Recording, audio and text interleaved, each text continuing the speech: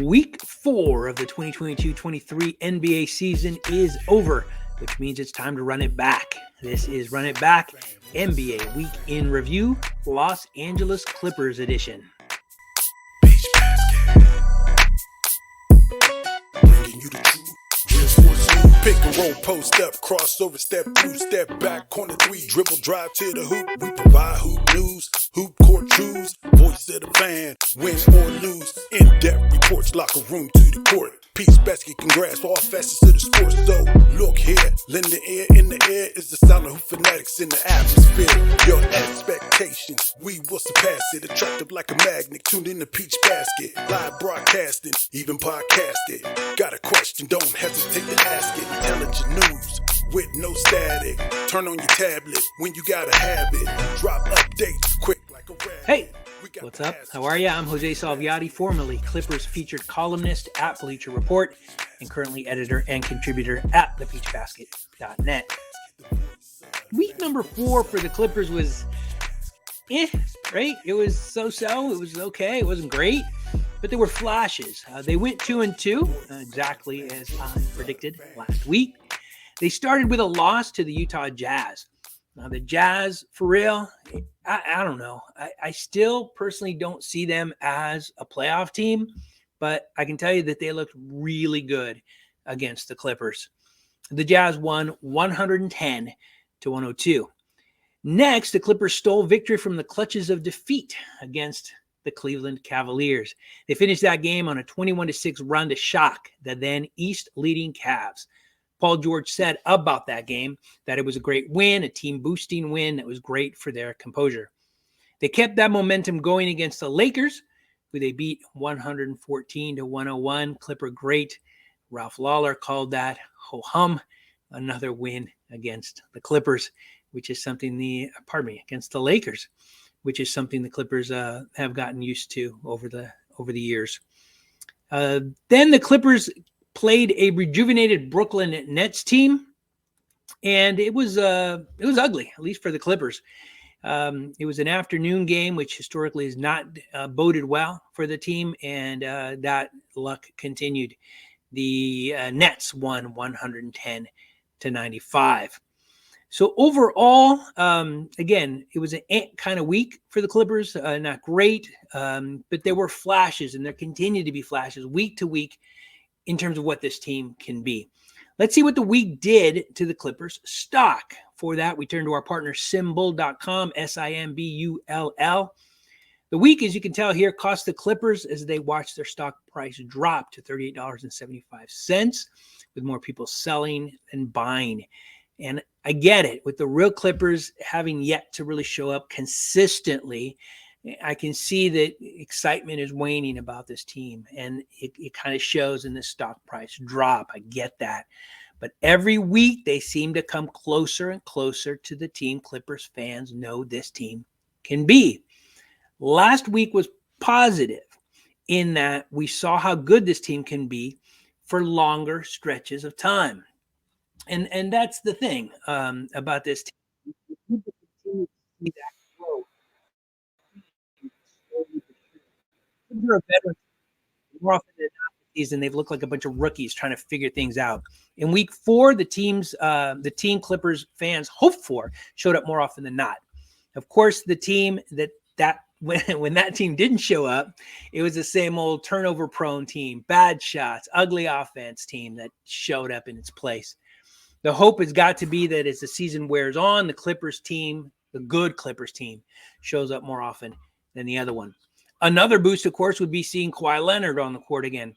This week, we heard news that Kawhi was participating on 5-on-5 drills at practice, which is amazing. And it could indicate that Leonard is close to seeing action again. Or, of course, it could mean absolutely nothing. Kawhi being Kawhi, it could go either way. Now let's turn our attention to a segment that we call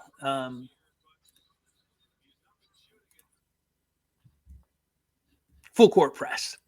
This is something I enjoy doing. I simply just go to a search browser. I type in Los Angeles Clippers, and we talk about whatever comes up. Full disclosure, I don't read the article. I just go off of the title. I want to call your attention to one particular headline here. The Clippers historically as a franchise kind of fly under the radar. You don't see a lot written about them outside of, again, the Kawhi concerns. But SB Nation has this title under a subsection called NBA Analysis. Is it time for fans to worry about the Clippers? Interesting question. Let me give you my thoughts. It depends on what you mean by worry, right? If you're a Clippers fan and you are looking at this team with championship aspirations, then yeah, I think you're right to worry. The Clippers team has not looked like a championship team yet. Even when they showed those flashes of what the team could be, they don't look like a team that's going to, sniff the finals, right? Much less even get to the Western Conference Finals. This team has not shown that they're that caliber of team yet. Absolutely, you have to worry. Now, what people will say, and it's understandable, and matter of fact, it's right. This team isn't whole. Kawhi Leonard is not out yet, or has not returned yet. This team without Kawhi Leonard is not a championship team. They could find their way there, things just turn or break right for them. But they really need Kawhi to be the championship contender that everybody thought they would be going into the season. So is it time to worry? If you see this team as a Clippers or as a championship potential team, yeah, you are right to worry. But again, and I've called this out multiple times today already, this team is getting better and better. What we started to see at the start of the season was just flashes of what the team could be. And really at the very start of the season in week 1, we didn't see it hardly at all. They started off okay, but they were beating bad teams. What we started to see in week 2 and week 3 is little flashes. Really good passing, really good defense, a cohesive unit. But we saw it in bits and pieces. In week 4, we saw it for longer stretches. I've said this before. So that's a positive thing. So do you need to worry about this team in terms of them getting better, in terms of them being the team the Clippers fans know they can be? No, they're getting there. It's going to take a little while. I might have said this before, but Phil Jackson, famous Los Angeles area coach, once said he doesn't know what his team is going to be like until Thanksgiving. So we've still got some time. Week 5, I think, is important to really see if this team has really turned the corner and can be the team that we think that they can be going into the season. Of course, everything's going to switch when they get Kawhi. Then we're starting to talk championship potential. But right now, what you want to see from the Clippers is that they just continue to play well, limit their mistakes, make good passes, play like the veteran team that they are. When it comes to Kawhi, I think it's safe to worry. So championship team, yeah, worry. Team getting better and better. No need to worry because it's happening. And when it comes to Kawhi, I think we're all right to worry about the team. Week 5, we mentioned that's kind of important for the Clippers. We want to see them continue to improve, continue to get better in week 5. They have 4 games, 2 at home and 2 on the road. They're at the Houston Rockets, at the Dallas Mavericks. Then they they come back home and they play the Detroit Pistons and the San Antonio Spurs. I'll say it again because I'm kind of proud of it. We called it 2-2 last week. We were right. This week, I have the Clippers in week 5 going 3-1. Join me again next week to see if I was right. Also excited to say this week, in week number 5, we're going to host a watch party. Follow us on Twitter if you want more information. It's going to be pretty cool. I'm excited about it. We're going to try and pull in some special guests from Clipper Nation to join me. We're just going to watch the game together, courtesy of playback.tv. More to come on our Twitter account. Follow us there. We'll make sure to share that information throughout the week. Not sure which game it'll be.